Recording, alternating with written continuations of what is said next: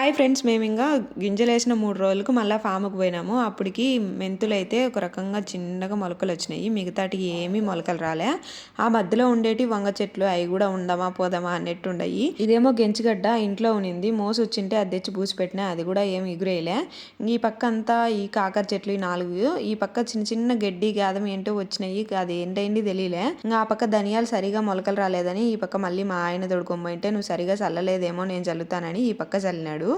ఏమొస్తాయో ఏమో మరి. మళ్ళీ ఒక 3 రోజులు అంటే ఒక వారం తర్వాత మన కొత్తిమీర కొంచెం చిన్న చిన్నగా బయటకు వచ్చింది.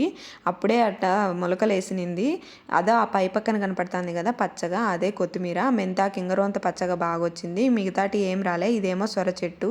ఈ కాకరకాయ ఏమో కొంచెం ఎగురేసింది. నేనైతే కంకి బూసి పెట్టేటప్పుడే అనుకున్నా ఇది ఏడొస్తుందిలే అని. కానీ అయ్యే ఈరోజు చాలా బాగా వచ్చినాయి. భలే మొలకలు వచ్చేసినాయి. ఇదైతే ఇంట్లో మోసి వచ్చిన క్యారెట్ అది తెచ్చి బూడ్చిపెట్టినా అదే ఎగురేసింది. ఇంకా మేము పతలాగా నీళ్లు చల్లి పాచి పట్టింటే పైపులు అన్నీ అడ్జస్ట్ చేసి వచ్చినాం. నెక్స్ట్ షాట్లో చెప్తాను ఇంకా ఏమేమి వచ్చినాయో.